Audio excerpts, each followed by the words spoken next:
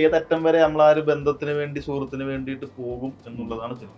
ഏത് എക്സ്ട്രീം വരെ പോകും എന്നുള്ളതിന്റെ ഒരു ഫൺ വേർഷൻ ആണ്. ഒട്ടും സീരിയസ് ആയിട്ട് സിനിമ ആരും എടുക്കരുത് എന്നുള്ളതാണ്. റോം ഉണ്ട്, പക്ഷെ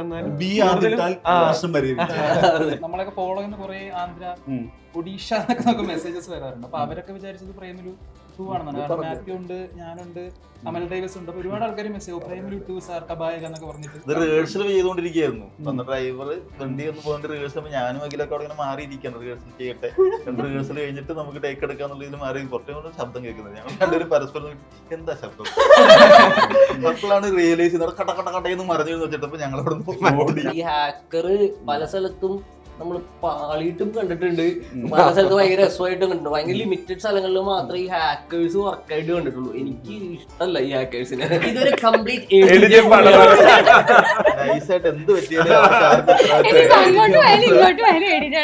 എന്റെയും എഡിജയുടെയും കേസെടുത്ത എഡിജയ്ക്ക് പ്രായം പറയുന്നില്ല, എന്നെക്കാളും കുറച്ച് പ്രായമുണ്ട്. രണ്ട് ജനറേഷനിൽ നിൽക്കുന്നവരാ. അപ്പൊ എനിക്ക് പക്ഷെ ഹരിസ് സംഗീതത്തിന്റെ കാര്യത്തിൽ സ്പിൻ ഓഫ് ഒക്കെ കണ്ട ഭയങ്കര ആഗ്രഹമുണ്ട്. ആശുപത്രി കിടത്തി മതി.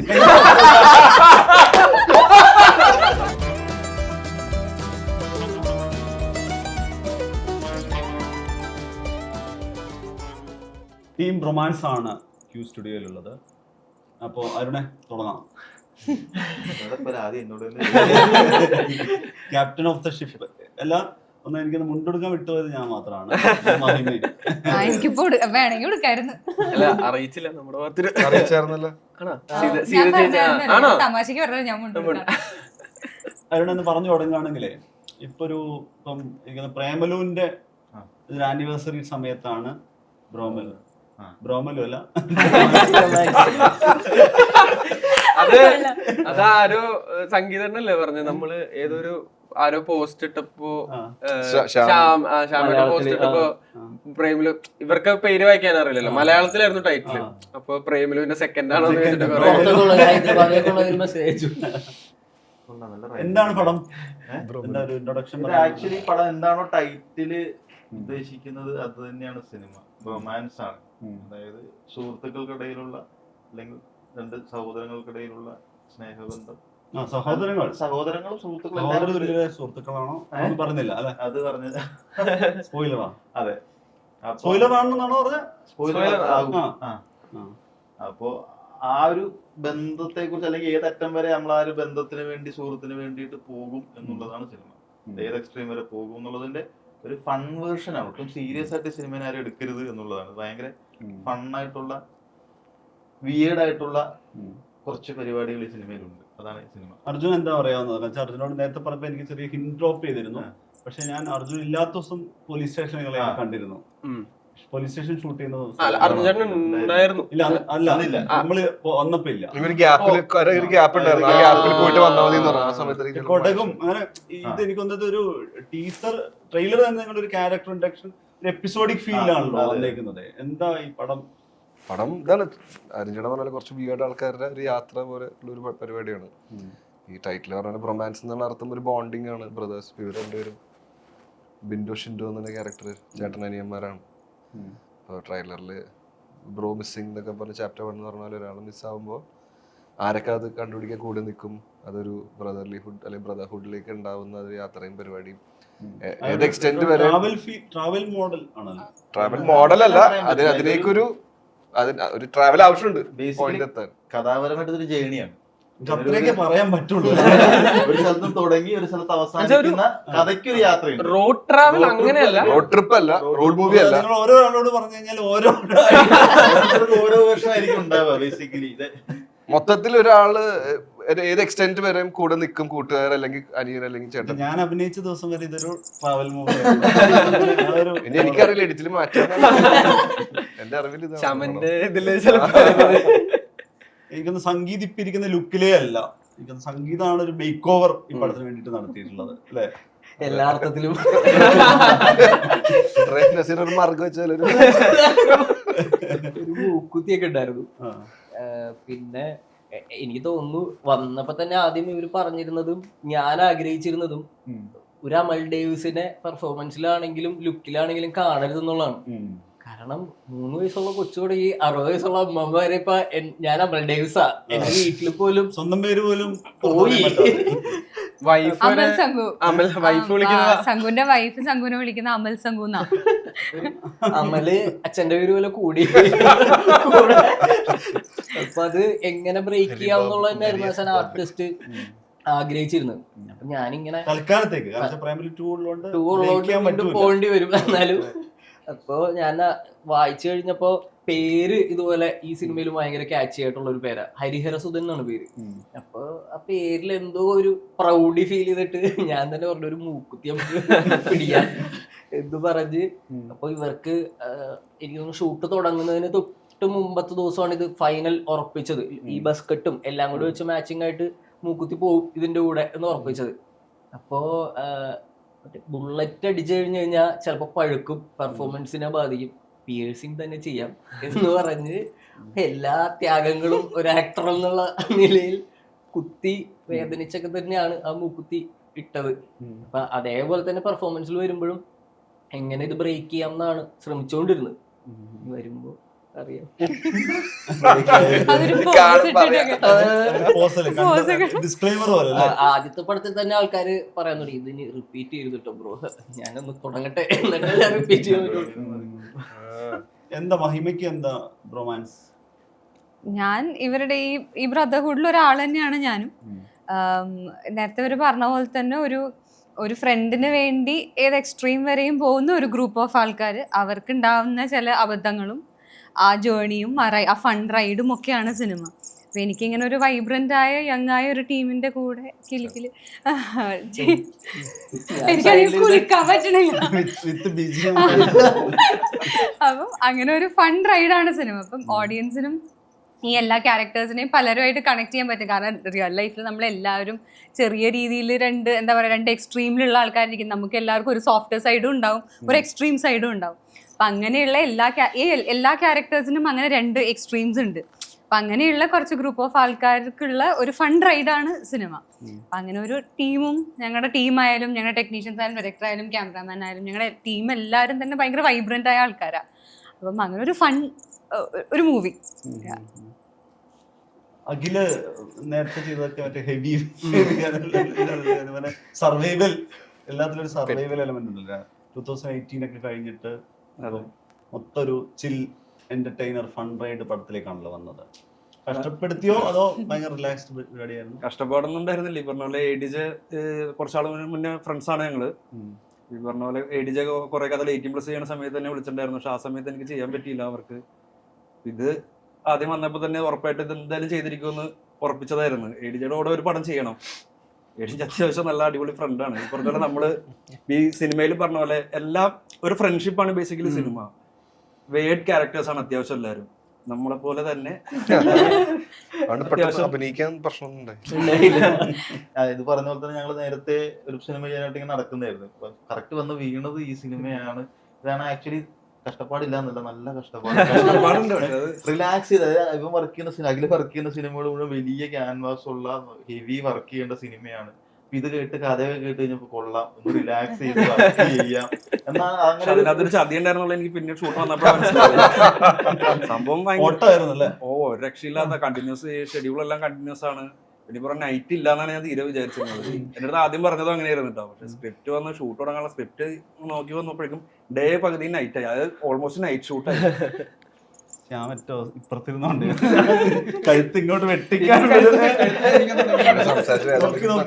ഇല്ല. ഇപ്പം പ്രേമലൂലാണെങ്കിൽ ഇപ്പൊ ചെയ്ത സമയത്ത് കുറച്ചുകൂടി ഒരു പക്ക ക്യാരക്ടർ ഡ്രിവൺ റോളാണ് ചെയ്യുന്നത്. അങ്ങനെ ഒരു പെർഫോമൻസ് ഒക്കെ ഉള്ള രീതിയിൽ ഇതിലെ ക്യാരക്ടർ എന്താണ്? എന്താ ഈ ക്യാരക്ടർ ഷിൻഡോ എന്ന് പറയുന്ന ക്യാരക്ടറാണ്. ഷിൻഡോ ആണ്. ഷിൻഡോ എനിക്ക് ഞാൻ ചേട്ടനാണ്.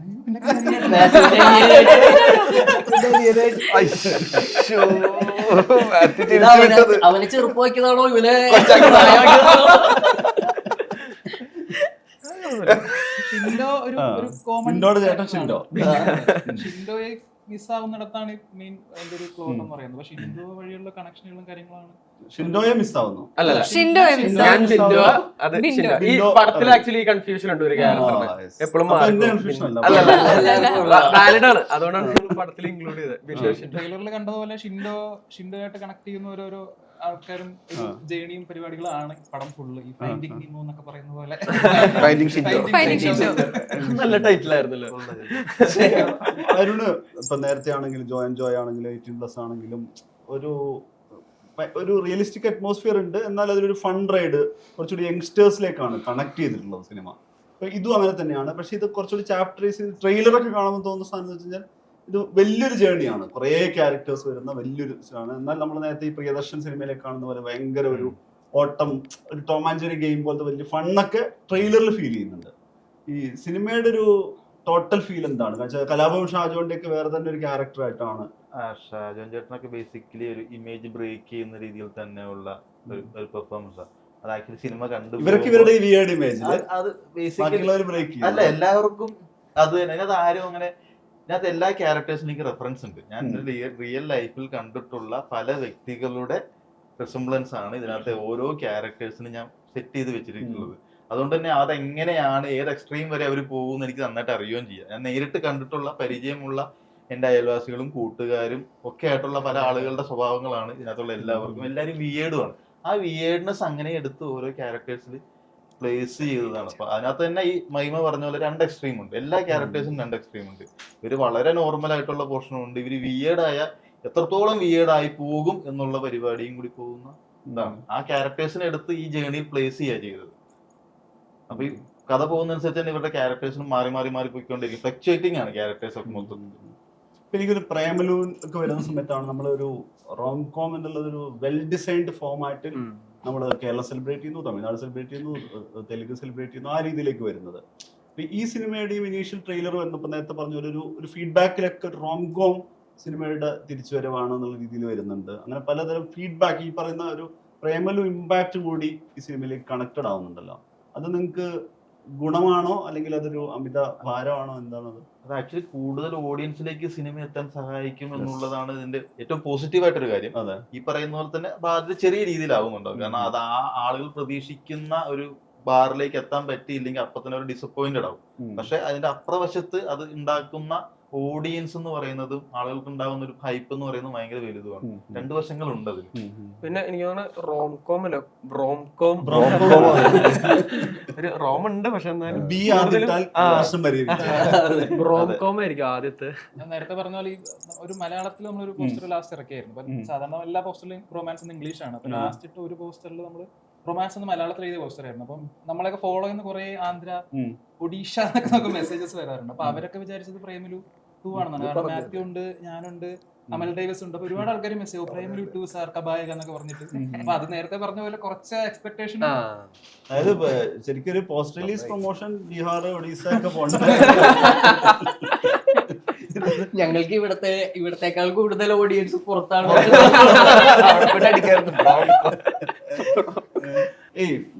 ഞാൻ പറയുന്നത് ഇപ്പം ഇങ്ങനെ ഒരു സിനിമ വരുന്ന സമയത്ത് നമ്മൾ എനിക്കൊന്ന് ഇനീഷ്യൽ ഓഡിയൻസിൽ നമ്മളിപ്പോ ആളുകൾ തമാശ പറയും ഒരു ബൈക്ക് വ്യൂവേഴ്സ് ആണ് ആദ്യം വരുന്നത്. ബൈക്കിലെത്തുന്ന മീൻസ് യങ്സ്റ്റേഴ്സ് ആണ്. ഇതിന്റെ ഒരു ഇനീഷ്യൽ ഓഡിയൻസ് യങ്സ്റ്റേഴ്സ് ആണല്ലോ. നമ്മൾ പ്രേമലു നോക്കിയാലും യങ്സ്റ്റേഴ്സ് ഏറ്റെടുക്കുന്നു, പിന്നെ ഫാമിലിയിലേക്ക് പോവുകയാണ് ചെയ്യുന്നത്. ഇപ്പൊ നിങ്ങൾ ജോയുടെ ഒക്കെ ഇനീഷ്യൽ യങ്സ്റ്റേഴ്സ് വന്നിട്ടാണല്ലോ മൗത്ത് ടു മൗത്ത് പോകുന്നത്. ഇതിന്റെ ഒരു ഡിസൈൻ എന്താ? ഇതൊരു കാരണം ഇതില് നോക്കുകയാണെങ്കിൽ ഒരു നമ്മൾ ഈ പറയാവുന്ന ഫാമിലിക്ക് കണക്റ്റഡ് ആവുന്ന ഒരു ഫൺ റൈഡ് എന്നുള്ള സ്വഭാവമൊക്കെ ട്രെയിലറിൽ കാണാം, ക്യാരക്ടേഴ്സിൽ കാണാം. എന്താ ഇതിന്റെ ഒരു ബേസിക് പ്രൈമറി ഓഡിയൻസ് യങ്സ്റ്റേഴ്സ് തന്നെയാണ്. ഫാമിലി ബേസിക്കലി സെക്കൻഡറി ആയിട്ടേ വരുന്നുള്ളൂ. യങ്സ്റ്റേഴ്സിനെ ടാർഗറ്റ് ചെയ്തിട്ടുള്ള ഒരു ഓഡിയൻസിന്റെ പെർസ്പെക്റ്റീവിലാണ് ഈ കഥ മുഴുവൻ പറഞ്ഞു പോയിട്ടുള്ളത്.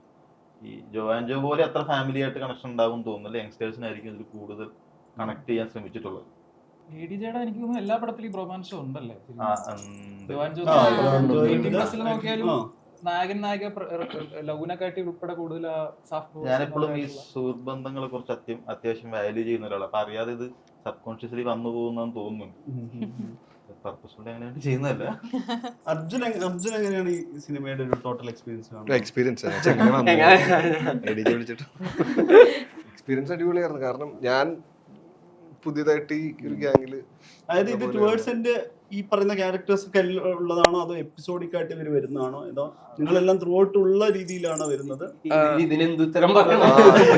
ചോദിച്ചതിന് പറയണം അല്ലെങ്കിൽ രണ്ടാമത് വെച്ചതിന് പറയണം. രണ്ടും ചേർത്ത് പറഞ്ഞു. ആദ്യം ചോദിച്ചതിന് പറയട്ടെ. അതൊക്കെ ഫസ്റ്റ് എക്സ്പീരിയൻസ് ആദ്യമായിട്ട് ഈ ഗ്രൂപ്പിൽ വന്നു. ഇപ്പൊ കുറച്ച് ടൈം എടുക്കും എന്തായാലും ഒന്ന് ബ്ലെൻഡ് ആവാൻ. അപ്പൊ പതുക്കെ പതുക്കെ ഞങ്ങൾ ബ്ലെൻഡ് ആയി തുടങ്ങിയപ്പോ തന്നെ ഒന്ന് ഷെഡ്യൂളായി പടം. 2 മാസം കഴിഞ്ഞിട്ടപ്പോഴേക്കും ഇവൻ കാരണം നമ്മളെല്ലാവരും ചെറിയ റൊമാൻസ് ഒക്കെ തുടങ്ങി എല്ലാവരും എടുത്തു. അപ്പൊ അങ്ങനെ ഈസി ആയിട്ട് വർക്ക് ചെയ്യാൻ പറ്റി. പിന്നെ എക്സ്പീരിയൻസ് പറയുമ്പോ ഈ ചാപ്റ്റർ വൈസ് ഒരു പോയിന്റ് തൊട്ട് ഞാൻ പിന്നെ ത്രൂ ഔട്ടും തീരണവരും ഉണ്ട് പരിപാടി. അടിപൊളിയായിരുന്നു. ആക്സിഡന്റ് പക്ഷെ പെട്ടെന്ന് ആളുകൾക്ക് ഒരു ഷോക്കിംഗ് ഇതായിരുന്നു. ഞങ്ങൾക്കും വിചാരിച്ചില്ല പെട്ടെന്ന്. അല്ല അത് 2-3 രീതി ഇത് ആ രീതിയിലൊരു ഭയങ്കര ആക്ഷൻ ഓറിയന്റഡ് പടമാണെന്നൊക്കെ ആളുകൾ. പക്ഷെ വേറെ രീതിക്കും വന്നു കേട്ടോ. ആക്ച്വലി നമ്മള് വെള്ളമൊക്കെ അടിച്ച് കെമിക്കലൊക്കെ അടിച്ചെന്നാ പറയണത്. ഒരു സബ്സ്റ്റൻസും ഒരു ഇതും ഇല്ലാതെ നേരെ നിന്നിട്ട് നമുക്ക് അഭിനയിക്കാൻ പാടാം. ഇതെല്ലാം കൂടി ചേർത്തിട്ട് അഭിനയിക്കാൻ പറയുന്നത്. അപ്പൊ ആക്ച്വലി മൊത്തത്തിലൊന്ന് പേടിച്ചു പോയിരുന്നു എല്ലാവരും. ഇൻസൈഡ് ഈ പറയുന്നത് പോലെ ചേസിങ്ങേ അല്ല. പടം പടം കാണുമ്പോൾ ബ്രേക്കിംഗ് വാർത്തയൊക്കെ വന്നത് ഒരു ചേസിംഗ് സീൻ അത് കാണും പുറമേ ആക്ച്വലി അത് ലേറ്റ് നൈറ്റ് ആക്സിഡന്റ് ആവുമ്പോ നിങ്ങളത് ഷൂട്ട് ചെയ്യുന്നത് നിങ്ങൾക്ക് വളരെ കംഫർട്ടബിൾ ആയിട്ട് സമാധാനത്തോടെ ഷൂട്ട് ചെയ്യാൻ പറ്റുന്ന ടൈം അതാണ്. പക്ഷെ ആളുകൾ കാണുമ്പോ ആ ലേറ്റ് നൈറ്റ് ഷൂട്ട് ചേസ് ഇവർക്കൊക്കെ ശരിക്കും ഞാൻ ഡ്രൈവ് ചെയ്യുമ്പോഴായിരുന്നു പേടി. ഞാനായിരുന്നു ഡ്രൈവ് ചെയ്യുന്നത്. ആളുകൾ ചോദിക്കുന്നത് അതായിരിക്കും, ഇതിനു വേണ്ടിയിട്ടാണോ നിങ്ങളെ വണ്ടി മറിച്ചിട്ടത് എന്ന് വരെ അതിനുള്ള തെറിഞ്ഞ് ഇതിനാണോ ആ പാവത്തിന്റെ കഴുത്ത്? അത് ചിലപ്പോ ചോദിക്കൂലാരും. അല്ല അത് സംഗീതമൊക്കെ ഏതാണ്ട് 1 മാസം അല്ലെ? സംഗീതമൊക്കെ അല്ല, സംഗീതം മാത്രമല്ലേ? പക്ഷെ എല്ലാവരും ആക്ച്വലി ഞാൻ ആ സമയത്ത് ഈ പറഞ്ഞ പോലെ ഇവരുടെയൊക്കെ എല്ലാവരും ഒരേ സമയത്ത് ഓരോ മാസം ഓരോ സിനിമകൾക്ക് വേണ്ടി മാറ്റി വെച്ചേക്കുന്നതാണ് ഇവരെല്ലാവരും. അപ്പൊ എന്റെ ഹോസ്പിറ്റലിൽ കിടക്കും ചെന്ന് കയറിയിട്ടുള്ളൂ. നേരെ എന്താണ് എത്ര മാസം റെസ്റ്റ് പോലും അറിയിട്ടില്ല. അപ്പൊ എന്റെ ആദ്യത്തെ ടെൻഷൻ എന്ന് പറയുന്നത് ഞാൻ 10 ദിവസം ഷൂട്ട് ചെയ്തിട്ടുള്ളൂ. ആദ്യം തന്നെ എനിക്ക് 4 ദിവസം ഞാൻ ഷൂട്ട് ചെയ്തിട്ടുള്ളൂ. എന്നെന്തായാലും മറ്റൊന്നും എനിക്ക് ഉറപ്പായി വരും ആരെങ്കിലും ഒരാൾ എന്നുള്ളത്. പക്ഷെ ഇവരെല്ലാരും അതനുസരിച്ചിട്ട് കോപ്പറേറ്റ് ചെയ്ത് അവരും കുറെ സ്ട്രഗിൾ ചെയ്തിട്ടുണ്ട്. പിന്നീടൊക്കെ അച്ചോട്ടനൊക്കെ പിന്നെ അടുത്ത സ്കെഡ്യൂളിൽ വരുമ്പോ പറയും നീ കാരണം ഞാൻ ഓടിക്കൊണ്ടിരിക്കുക അടുത്തടുത്ത പടങ്ങൾ മാച്ച്. അതായത് ഞാൻ മാത്രം ഷെഡ്യൂൾ ബ്രേക്ക് ഇത് റിഹേഴ്സൽ ചെയ്തുകൊണ്ടിരിക്കുകയായിരുന്നു. അന്ന് ഡ്രൈവർ വണ്ടി ഒന്ന് പോകേണ്ട റിഹേഴ്സൽ ഞാനും അഖിലൊക്കെ അവിടെ ഇങ്ങനെ മാറിയിരിക്കണം, റിഹേഴ്സൽ ചെയ്യട്ടെ. റിഹേഴ്സൽ കഴിഞ്ഞിട്ട് നമുക്ക് ടേക്ക് എടുക്കാന്നുള്ള ഇതിൽ മാറി പുറത്തേ കൊണ്ട് ശബ്ദം കേൾക്കുന്നത്. ഞങ്ങൾ രണ്ടുപേരും പരസ്പരം എന്താ ശബ്ദം അപ്പോഴാണ് റിയലൈസ് ചെയ്തത്. കട്ട കട്ട കട്ടയെന്ന് മറിഞ്ഞു വെച്ചിട്ടപ്പോ ഞങ്ങളവിടെ ഞങ്ങൾക്കൊരു ആവശ്യം ഞങ്ങൾ ചില്ലാൻ വേണ്ടി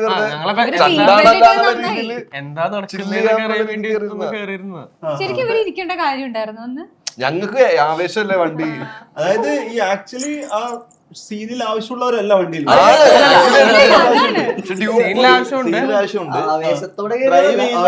ഡ്രൈവ് ചെയ്യുന്ന ആളെ മാത്രം മാറ്റിയിട്ട് ബാക്കി എല്ലാവരും കിട്ടുന്ന രീതിയിലായിരുന്നു. അപ്പൊ ഡ്രൈവ് ചെയ്യുന്ന ആൾക്ക് റിഹേഴ്സലിന് 2 തവണ പോയിട്ട് സെറ്റ് ആവാൻ വേണ്ടി നടത്തിയതായിരുന്നു. അതിന്റെ ഇടയിലാണ് അതെ വണ്ടിയിൽ പിന്നെ ഇറങ്ങി കയറണ്ടല്ലോ എന്ന് പറഞ്ഞിട്ട് ഇവരവിടെ കയറിയിരുന്നു. ഞാനും കൂടെ ചുമ്മാ കയറി ഇരിക്കാത്തത് നന്നായില്ലേ. ഈ നോർമലി ആളുകൾക്ക് തിയേറ്ററിൽ സിനിമ കാണുന്ന സമയത്ത് ഇപ്പം ഈ ഒരു out and out entertainer cinema കാണുന്ന സമയത്ത് ആളുകൾ ഇത് എത്ര റിലാക്സ്ഡ്, ഇപ്പൊ നേരത്തെ അഖിലിനെക്കാരും ഇത് എത്ര റിലാക്സ്ഡ് ആയിട്ടുണ്ടായ സിനിമയാണെന്ന് പറയും. പക്ഷെ ഏറ്റവും ഈ ഫൺ ഡ്രിവൺ ആയിട്ടുള്ള സിനിമയുടെ എഫേർട്ട് കുറെ പ്രാവശ്യം പറയും. ഇത് 10ാമത്തെ ടേക്കിൽ വന്നതാണ്, ഇതിലിങ്ങനെ ഈ സീൻ കൊറിയോഗ്രാഫി ചെയ്തെടുക്കാൻ ഇത്രയും പാടുണ്ടായിരുന്നു എന്നൊക്കെ. ആള് എന്റർടൈനർ ആയിട്ടുള്ള സിനിമ വളരെ എളുപ്പത്തിൽ ചെയ്തെടുക്കാവുന്ന സംഗതിയായിട്ട് തോന്നുന്നുണ്ടല്ലോ. എന്താണ് അതിന്റെ ഒരു ടേക്ക്? അത് എനിക്ക് തോന്നാറില്ല എളുപ്പത്തിലാണ്. അല്ലല്ല, പുറമേ ആളുകൾ വരുന്നത് ഇത് ഭയങ്കര ഈസി മേക്ക് ആണ്. അത് ബേസിക്കലി ആർട്ടിസ്റ്റുകളുടെ പെർഫോമൻസ് അത്ര ഫ്ലോലെസ് ആയതുകൊണ്ടാണ് ആളുകൾക്ക് അത് ബാക്കി ഒന്നിനെ കുറിച്ച് ഒരു ബോധേഡാവും. ഷോട്ടിനെ കുറിച്ചോ അല്ലെങ്കിൽ അതിന്റെ ബാക്ക്ഗ്രൗണ്ടുകൾ സെറ്റിങ്സിനെ കുറിച്ചോ ഒന്നും ആളുകൾ ബോധേഡാവുന്നില്ല. ആ ഒരു ഫ്ലോയിൽ കണ്ടിന്യൂ. ബേസിക്കലി ഇത്ര സിനിമകൾ ആർട്ടിസ്റ്റിന്റെ പെർഫോമൻസ് ഓറിയന്റഡ്. നമ്മൾ അതിനെ ക്യാപ്ചർ ചെയ്ത് എടുക്കുക, വൃത്തിയിൽ എടുക്കുക എന്നുള്ളത് മാത്രമേ പണിയുള്ളൂ. പക്ഷെ അതിന് നല്ല എഫേർട്ട് ഉണ്ട്. അത് കാണുന്ന ഓഡിയൻസിന് അത് ഫീൽ ചെയ്യണമെന്നില്ല. മറിച്ചൊരു ത്രില്ലറോ അല്ലെങ്കിൽ ഇൻവെസ്റ്റിഗേഷനോ അങ്ങനത്തെ സിനിമക്ക് നമുക്ക് ഷോർട്ട് വൈസ് നറേറ്റീവ് കൊണ്ടുപോകാൻ പറ്റും. ഇതില് പെർഫോമൻസ് വൈസ് നറേറ്റീവ് കൊണ്ടുപോകാൻ പറ്റുള്ളൂ. അതാ ഓഡിയൻസിനെ ഇത് കൺസീവ് ചെയ്യുന്ന രീതിനെ ഡിപ്പെൻഡ് ആണ് ആളുകൾ അങ്ങനെ ചിന്തിക്കുന്നതാണ് എനിക്ക് തോന്നുന്നത്. ഓഡിയൻസിന്റെ പ്രശ്നമല്ല, അത് നല്ലതല്ല ആക്ച്വലി. ഞങ്ങൾക്ക് ആക്ടേഴ്സിന് പക്ഷെ ഞങ്ങളെ മേച്ചു കൊണ്ടുപോകാൻ ബുദ്ധിമുട്ടായി. കാരണം ഞങ്ങള് ചിരിച്ചു പോകും, ഞങ്ങൾ എന്തെങ്കിലുമൊക്കെ തമാശ പറഞ്ഞ അറിയാതെ ചിരിച്ചു പോകും. എന്റെ ഇടയിൽ ഞങ്ങളെല്ലാം ഫ്രണ്ട്സ് ആയില്ലേ, അപ്പൊ അറിയാതെ ചിലപ്പോ എന്തെങ്കിലുമൊക്കെ പറഞ്ഞു മേടിച്ച എവിടെ നീനെ മതി നിർത്തിക്കോ. ബേസിക്കലി അഖിലിന്റെ പേഷ്യൻസ് ആണ് കാരണം എനിക്ക് പെട്ടെന്ന് ഷോർട്ട് ടെമ്പേർഡ് ആയതുകൊണ്ട് ഞാൻ ചിലപ്പോൾ റിയാക്ട് ചെയ്യും. പക്ഷെ ഈ സമയം മുഴുവൻ ക്യാമറ ഞാൻ ഒന്നുകൊണ്ട് നിൽക്കുന്ന ആളാകില്ല. പക്ഷെ അഖില ഒരു സമയത്ത് പോലും റിയാക്ട് ചെയ്തിട്ടില്ല. ചെയ്യേണ്ടിയിരുന്നത് അഖിലായിരുന്നു. ആക്ച്വലി ഞാൻ നേരത്തെ ചോദിച്ചോളാം, ഇതിന് മുന്നേ ചെയ്യുന്ന പടങ്ങളൊക്കെ സീരിയസ് പടങ്ങളാണ്, ഭയങ്കര ടെക്നിക്കൽ, ഓരോ ഫ്രെയിം ടെക്നിക്കലി നോക്കണം, ലൈറ്റിംഗ് നോക്കണം. ഇതിൽ ഈ സിനിമ എന്ന് പറഞ്ഞാൽ ഞാൻ പെർഫോമൻസ് നോക്കിക്കൊണ്ടിരിക്കുക. ആക്ച്വലി എൻജോയ് ചെയ്യുന്ന ഒരു പരിപാടിയാണ്. ഈ പറഞ്ഞ ഓരോ ടേക്ക് എണ്ണം പോകുന്നവർ ഇവർ ഓരോ സമയത്ത് ഓരോ പെർഫോമൻസ് തരുന്നത്. ഇത് ഓരോന്നും കണ്ടിരിക്കാൻ രസമാണ്. അത് ഫൈനൽ ജഡ്ജ്മെന്റ് പുള്ളിയുടെയാണ്. ചിരി കാരണം കട്ട് ചിലവിലൊക്കെ ഞങ്ങൾ ഇപ്പോഴും ചിരിക്കുന്നുണ്ടല്ലേ.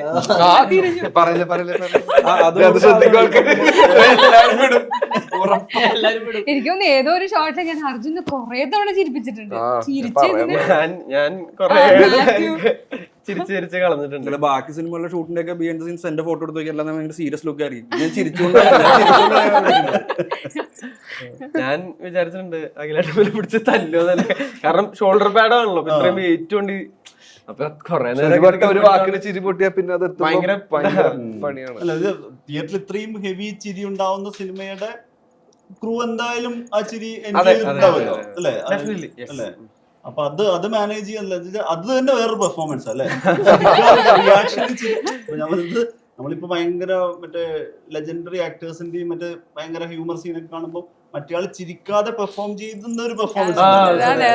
അല്ല, ഞാൻ സംഗീതജ്ഞ എല്ലാവരുടെയും എന്തെങ്കിലുമൊക്കെ നമ്മള് നിക്കുന്ന തോട്ടൊക്കെ കട്ടായിട്ട് നമ്മൾ അറിയാണ്ട് ചിരിച്ചു. റിഹേഴ്സലും കൂടി ചെയ്യാത്ത ഈ ഷോർട്ടിൽ വരുന്ന കൗണ്ടേഴ്സ് ഒക്കെ അത് പെട്ടെന്ന് ഇട്ട് കഴിഞ്ഞാൽ ഇവരൊക്കെ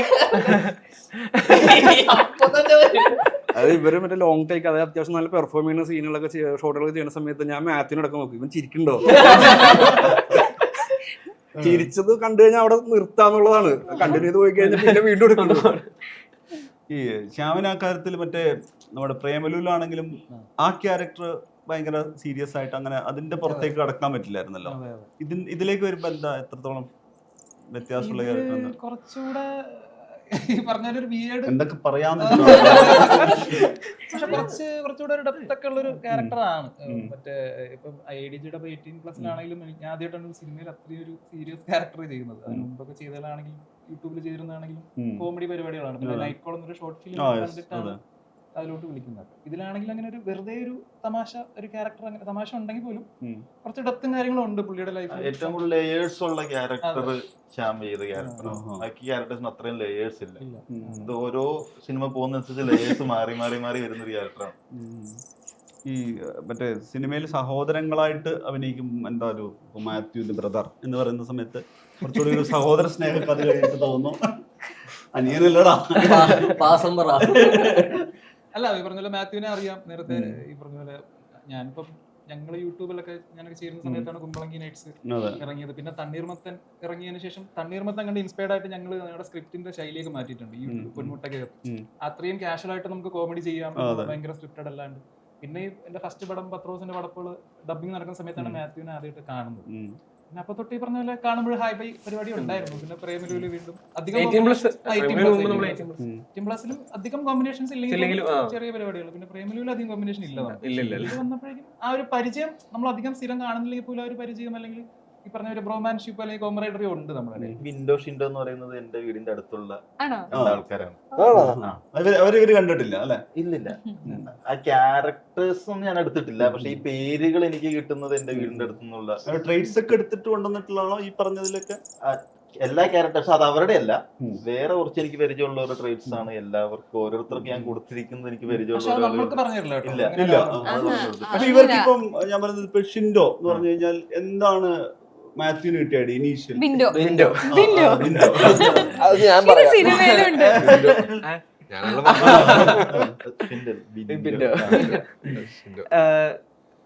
എനിക്ക് ആക്ച്വലി ഭയങ്കര കൺഫ്യൂസിങ് ആയിരുന്നു. കാരണം എനിക്കിപ്പോ ഇങ്ങനെ ഇനീഷ്യൽ എഡിജയ്ക്ക് ഇത് മനസ്സിൽ വരുമ്പോൾ എൻ്റെ അടുത്ത് പറഞ്ഞിട്ടുണ്ട് ഇങ്ങനെ ഒരു സാധനം ഉണ്ട് എന്നൊക്കെ പറഞ്ഞപ്പോൾ. അപ്പൊ ഞാൻ അങ്ങനെ ഭയങ്കര ഒരു സ്ക്രിപ്റ്റ് റീഡിങ്ങിനൊന്നും ഇരുന്നിട്ടില്ല. ഷൂട്ട് തുടങ്ങുമ്പോൾ എനിക്ക് എഡിജനെ നല്ലോണം അറിയാവുന്നതുകൊണ്ട് എഡിജയ്ക്ക് എന്തായാലും ബിൻഡോവിന് പ്രോപ്പറായിട്ട് അറിയാം. അപ്പോൾ എഡിജ പറയുന്ന കാര്യങ്ങൾ പ്രോപ്പറായിട്ട് കൺവേർട്ട് ചെയ്യാൻ പറ്റിയ അത് ഓക്കെ എനിക്ക്. പക്ഷെ ഷൂട്ട് ചെയ്ത് തുടങ്ങിയപ്പോൾ ബിൻഡോ ഇച്ചിരി കുറച്ച് വേരിയേഷൻസും ഇങ്ങോട്ടും അങ്ങോട്ടും ഒക്കെ പോകുന്നതാണ്. കുറച്ച് ബുദ്ധിമുട്ടായിരുന്നു ഒന്ന് ക്രാക്ക് ചെയ്യാൻ. അപ്പൊ ഞാൻ ചിലപ്പോ ഓവർ ദ ടോപ്പ് പോകാനൊക്കെ പോകുമ്പോ എടുത്ത് പറയും വേണ്ട വേണ്ട, ഇത് ഇതാ സിറ്റുവേഷൻ. ബേസിക്കലി കുറച്ച് ഓവർ ദ ടോപ്പ് ക്യാരക്ടർ ആണ്. ഓവർ ദ ടോപ്പ് ആയാൽ ആ റെഫറൻസിന് അതേപോലെ തന്നെയാണ് പിടിക്കാൻ നോക്കിയത്. ചില സമയത്ത് നമുക്ക് വയ്യേ എന്ന് തോന്നുന്ന രീതിയിൽ ചെയ്യുന്ന ഒരു ക്യാരക്ടറിന്റെ ആ നേച്ചർ ഉള്ള ഒരു സ്വഭാവമുള്ള ഇതാണ്. പിന്നെ നമ്മുടെ സംഗീത് ഇതിൽ ചെയ്ത ഹരിഹരസുധൻ എന്ന് പറയുന്ന സാധനത്തിന്റെ ഒരു കംഫർട്ട് ഉണ്ടായിരുന്നു. ഭയങ്കര ഫ്രഷ് ക്യാരക്ടർ, ഹാക്കർ അതായിരുന്നു അതിലേറ്റവും വലിയ ടീസർ ട്രെയിലർ നോക്കിയാൽ ഭയങ്കര ക്യൂട്ട് അല്ലേ? വേറെ പെട്ടെന്ന് ഈ ലുക്കിൽ നമുക്ക് ക്രാക്ക് ചെയ്യാൻ പറ്റാത്ത. ആക്ച്വലി ഇത് തന്നെയായിരുന്നു. ഈ ഹാക്കർ പല സ്ഥലത്തും നമ്മൾ പാളിയിട്ടും കണ്ടിട്ടുണ്ട്, പല സ്ഥലത്ത് ഭയങ്കര രസമായിട്ടും കണ്ടിട്ടുണ്ട്. ഭയങ്കര ലിമിറ്റഡ് സ്ഥലങ്ങളിൽ മാത്രമേ ഈ ഹാക്കേഴ്സ് വർക്കായിട്ട് കണ്ടിട്ടുള്ളൂ. എനിക്ക് ഇഷ്ടമല്ല ഈ ഹാക്കേഴ്സിനെ സിനിമയിൽ കാണുമ്പോൾ സാധാരണ. അപ്പൊ എന്റെ ഏറ്റവും വലിയ ചലഞ്ച് എന്ന് പറഞ്ഞാൽ ഈ ക്യാരക്ടറിന് പക്ഷെ വേറൊരു സൈഡ് ഓഫ് ലൈഫ് ഉണ്ട്. ഈവൻ ഹാക്കിങ്ങിലല്ല കോമഡി. ആള് ഹാക്ക് ചെയ്യുന്നത് ഭയങ്കര സീരിയസ് ആയിട്ടാ. മണ്ടൻ പരിപാടി അല്ല എന്നുള്ളത് എഡിജ ആദ്യമേ പറഞ്ഞിട്ടുണ്ടായിരുന്നു. മണ്ടനല്ല. അപ്പൊ അതൊരു സമാധാനം. ഏറ്റവും ആദ്യത്തെ പോയിന്റ് സെറ്റായി. ബാക്കി പക്ഷെ ആളെ ഒപ്പിക്കുന്ന കുറെ കാര്യങ്ങളുണ്ട്. അതിന്റെ ആവശ്യത്തിൽ നമുക്ക് നമുക്ക് റിലേറ്റ് ചെയ്യാൻ പറ്റുന്ന ഈ ഫ്രണ്ട്സിന്റെ ഇടയിൽ ഒപ്പിക്കുന്ന എല്ലാ പ്രശ്നങ്ങളും ഒപ്പിക്കുന്ന ഒരാളുടെ സ്വഭാവം കിടക്കുന്നുണ്ട്. അപ്പൊ അതായിരുന്നു കീ മെയിൻലി. പറഞ്ഞ പോലെ നേരത്തെ പറഞ്ഞ പോലെയാണ് ഓരോ ക്യാരക്ടേഴ്സും സിനിമയുടെ ഓരോ പോയിന്റിലും വരുന്നത് ഓരോ ലക്ഷ്യത്തിലാണെങ്കിലും മുമ്പോട്ട് പോകുമ്പോ പ്രശ്നങ്ങൾ കൂടും. എന്റെ അടുത്ത് വന്നപ്പോഴേ എഡിജ് പറഞ്ഞൊരു കാര്യം, ചെറായി ഭാഗത്തൊക്കെ ഉണ്ടാവും. എന്റെ ഒരു ചെറായി ഓക്കെ എളുപ്പമായി. ചെറായി ഭാഗത്തൊക്കെ ഉണ്ടാവുന്ന ഒരുത്തനാ ഇവന്റെ ഹാക്കറാണെന്ന് ചോദിച്ചാൽ നീ വലിയ പാടൊന്നും പെടണ്ട, നീ വലിയ ജാടൊന്നും പിടിക്കണ്ട, നീ വളരെ നോർമൽ എന്നാ മതി. ആള് ഫുഡ് ഡെലിവറിക്കൊക്കെ പോകുന്ന ആളാണ്. ഓക്കെ പരിപാടി കിട്ടി. ആകെ ഒറ്റ ഇതുണ്ടാവുള്ളൂ. ഷൂട്ടിന്റെ ഫസ്റ്റ് ഡേ വന്നപ്പോ ഞാനിങ്ങനെ ഒരു പരിപാടി എന്റെ മനസ്സിൽ നമ്മൾക്ക് എല്ലാവർക്കും ഒരു പ്രിപ്പറേഷൻ പ്ലാൻ ഉണ്ടാവുമല്ലോ, അതിലൊരു ഫേക്ക് ജാട ഞാൻ പ്ലാൻ ചെയ്തിരുന്നു. അപ്പൊ ആദ്യം വന്നപ്പോ തന്നെ വേണ്ട വേണ്ട വേണ്ട. അപ്പൊ ഞാൻ എന്ത് ചെയ്യും? എന്നോട് 2 കാര്യം പറഞ്ഞ, ഒന്ന് ഭയങ്കര പുച്ഛം വേണം, പിന്നെ ഭയങ്കര റിയൽ ആയിരിക്കണം. ഇതാണല്ലോ അമൽ ഡേവിസ്. ഞാൻ അങ്ങനെയാ ചിന്തിച്ചത്. ഇതെങ്ങനെ ക്രാക്ക് ചെയ്യാം എന്നുള്ളതിൽ വെച്ചിട്ട് ഒരു ഫസ്റ്റ് ടേക്ക് വന്നപ്പോഴേക്കും ഇതിന്റെ ഒക്കെ കൂടി ഒരു മിക്സ് വെച്ചിട്ടൊരു പരിപാടി ഉള്ള ആ ജാടയോട് കൂടെ തന്നെ ഒരു സാധനം ചെയ്യും. അപ്പൊ എഡിജയ്ക്ക് വർക്കാവുകയും ചെയ്തു. പിന്നെ അതങ്ങനെ പിടിച്ച് പിന്നെ അത് എന്റെ പോകുമ്പോ ഒന്ന് പറഞ്ഞുതരും അങ്ങനെയായി. അത് കുറച്ച് ഇറക്കി തോന്നല്ലേ? മഹിമയുടെ കാര്യത്തിൽ ഇപ്പൊ ട്രെയിലർ വന്നപ്പോഴും ഈ പറഞ്ഞ ഇതിൽ കുറച്ചൊരു അല്ലെ ഓവർ ദ ടോപ്പ് ഉണ്ട് ചിലപ്പോ. അത് പക്ഷെ അത് ഭയങ്കര റിയാക്ഷൻ ആയിട്ടും തോന്നുന്നുണ്ട്. അവരങ്ങനെ റിയാക്ട് ചെയ്തായിട്ടാണ് തോന്നുന്നത്. എന്റെ ക്യാരക്ടറിന്റെ പേര് ഐശ്വര്യ എന്നാണ്. ഡെന്റിസ്റ്റ് ആണ്. എനിക്ക് എന്തൊക്കെ പറയാൻ പാടില്ലാതെ ഇങ്ങനെ മൈൻഡിൽ പോയിക്കൊണ്ടിരിക്കുക. ഡെന്റിസ്റ്റ് ആണ്. അപ്പം ഒരു സിംഗിൾ വേർഡ് പറയുകയാണെങ്കിൽ ഒരു പ്രശ്നക്കാരിയാണ് ബേസിക്കലി ഈ ഗാങ്ങില്. അൺപ്രഡിക്റ്റബിൾ ഒരുമാതിരിപ്പെട്ട ഒരു സ്വഭാവം. ഒരു സ്വഭാവം. ഈ ഗാങ്ങുമായിട്ട് ആരുമായിട്ട് ഒരു വലിയ ബന്ധമൊന്നും ഇല്ല, ആരെയും വലിയ ഇഷ്ടമല്ല. അങ്ങനെ ഒരാൾ ഒരു ഗാങ്ങിൽ പെട്ട എന്ത് പറ്റും? ഞാൻ കാരണം അവർക്ക് ഉണ്ടാവുന്ന പ്രശ്നങ്ങളും അങ്ങനെയൊക്കെ. പിന്നെ റെഫറൻസ് എന്ന് പറഞ്ഞാൽ എഡിജയ്ക്ക് എല്ലാ ക്യാരക്ടേഴ്സിനും ഓരോ മാനറിസം ഉണ്ട്. അത് എഡിജെ പ്ലാൻ ചെയ്ത് തന്നെയാണ് എല്ലാവർക്കും പറഞ്ഞു കൊടുത്തിട്ടുണ്ട്. അപ്പോൾ ഈ ക്യാരക്ടറിനും അങ്ങനെയുള്ള ഒരു മാനറിസം ഉണ്ട്. പിന്നെ ഫുൾ ആൻഡ് ഫുൾ എഡിജനെ ട്രസ്റ്റ് ചെയ്ത് ചെയ്യുന്ന, കാരണം നേരത്തെ പറഞ്ഞ പോലെ എഡിജെ ഓരോ ക്യാരക്ടറിനും എടുത്ത റെഫറൻസ് ആണ്. അപ്പോൾ ഈ ക്യാരക്ടർ ഇങ്ങനെയായിരിക്കും, ഇത് ഇങ്ങനെയൊക്കെ റിയാക്ട് ചെയ്യും എന്നുള്ളതായിരുന്നു നേരത്തെ പറഞ്ഞ പോലെ പ്രെഡിക്റ്റ് ചെയ്യാൻ പറ്റാത്ത ഒരു ക്യാരക്ടറാണ്. അപ്പോൾ പല സിറ്റുവേഷനിലും ഞാൻ ഒട്ടും പ്രതീക്ഷിക്കാത്ത രീതിയിലാണ് ഈ ക്യാരക്ടർ ചിലപ്പം പെർഫോം ചെയ്യുന്നുണ്ടാവുക. അപ്പം അതൊക്കെ ഫുൾ ആൻഡ് ഫുൾ എഡിജനെ ട്രസ്റ്റ് ചെയ്ത് ചെയ്തത്. അപ്പം ഐ ഹോപ്പ് ഇറ്റ് വർക്ക്സ്. ഇതൊരു കംപ്ലീറ്റ് നേരത്തെയുള്ള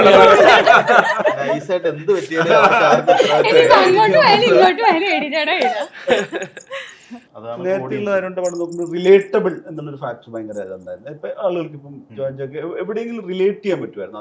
അതുപോലത്തെ ആളുകളെ കാണായിരുന്നു. ഇപ്പൊ ഈ പറഞ്ഞ കുറെ പേരെ റിയൽ ലൈഫിൽ എടുത്തുകൊണ്ട് വയ്ക്കുകയാണ്. അങ്ങനെ റിലേറ്റബിൾ ചിലപ്പോൾ ഈ ഔട്ട് ആൻഡ് ഔട്ട് ഹ്യൂമർ ചെയ്യുമ്പോൾ നമ്മൾ റിലേറ്റബിൾ എന്ന് പറയുന്നത് ഹ്യൂമർ ഒരു പക്ഷേ ഇപ്പൊ നമ്മൾ പ്രിയദർശന്റെ ഒക്കെ പടം കാണുമ്പോൾ റിലേറ്റബിൾ ആണോന്ന് വെച്ചാൽ അങ്ങനെ പറയാൻ പറ്റില്ല. കുറച്ച് ഓവർ ദ ടോപ്പ് ചെയ്യുമല്ലോ. ഇത് അങ്ങനെ റിലേറ്റബിൾ ക്യാരക്ടേഴ്സ് ഒക്കെ റിലേറ്റബിൾ ആയിരിക്കും. ഇതേപോലത്തെ ഒരാളെ കണ്ടിട്ടുണ്ടാവും, ഇതേപോലത്തെ ഒരാളെ കണ്ടു. പക്ഷെ ഈ സിറ്റുവേഷൻസ് എനിക്ക് തോന്നുന്നില്ല അത്രത്തോളം അത് കുറച്ചുകൂടി ക്രിയേറ്റഡ് സിറ്റുവേഷനിൽ നമ്മൾ ഭയങ്കര കണ്ടിട്ടുള്ള രീതിയിലുള്ള ആളുകളെ പ്ലേസ് ചെയ്ത് കഴിഞ്ഞാൽ എന്ത് സംഭവിക്കും എന്നുള്ളതാണ് ഈ ബേസിക്കലി സിനിമ.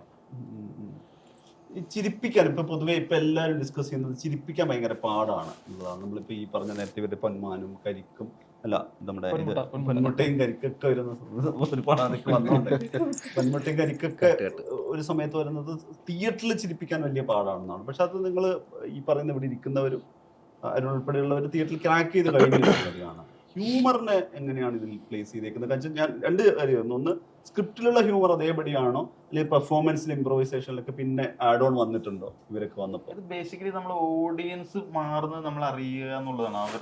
അവരെന്തിനാണ് അവർക്ക് സാറ്റിസ്ഫാക്ഷൻ കിട്ടുന്നത് എന്നൊരു ഒരു ബേസിക് ആയിട്ട് തോന്നലുണ്ടായിരുന്നു. നമ്മളൊരു എല്ലാവരും ഊഹത്തിന്റെ പുറത്താണല്ലോ. എല്ലാവരും അത് വർക്കാകുമെന്ന് ചെയ്യുന്ന പോലെ തന്നെ നമ്മളും വർക്കാകുമെന്നൊരു പ്രതീക്ഷയിലാണ് ചെയ്യുന്നത്.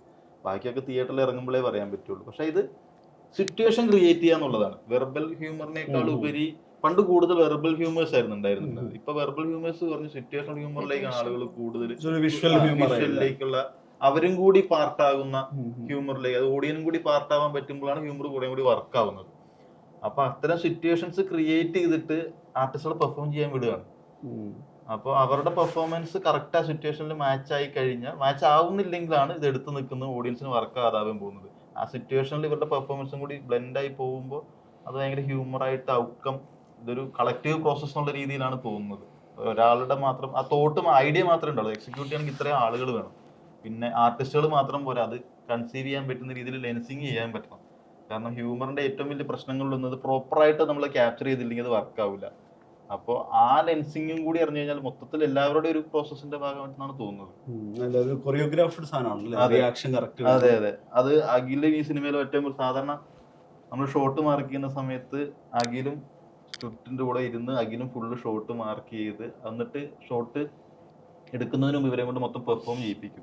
ആ സീൻ റിഹേഴ്സൽ പോലെ ഫുള്ള് പെർഫോം ചെയ്യിപ്പിച്ചിട്ട് ഇവരെ പറഞ്ഞു വിടും. എന്നിട്ടാണ് ലൈറ്റപ്പ് പോലും തുടങ്ങുള്ളൂ.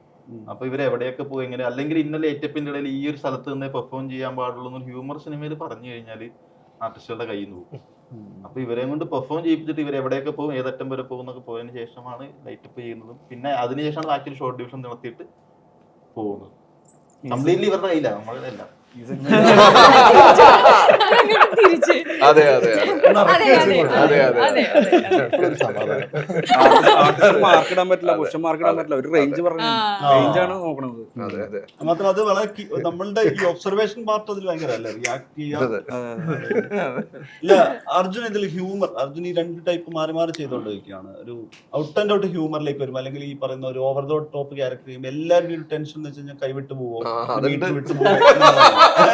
നന്നായിട്ട് അത് ഞാൻ പറഞ്ഞ പോലെ തുടക്കമൊക്കെ ഭയങ്കര എല്ലാത്തിനും പേടിയാണ്, എന്താ ഭയങ്കര ഭയങ്കര ആങ്ഷ്യസ് ആണ് എല്ലാത്തിനും, ഭയങ്കര അത് ഭയങ്കര പീക്കിലാണ്. അപ്പൊ അതുകൊണ്ട് എല്ലാം മറ്റേ പേടിച്ചും വരണ്ടൊക്കെയാണ് നിൽക്കുന്നത്.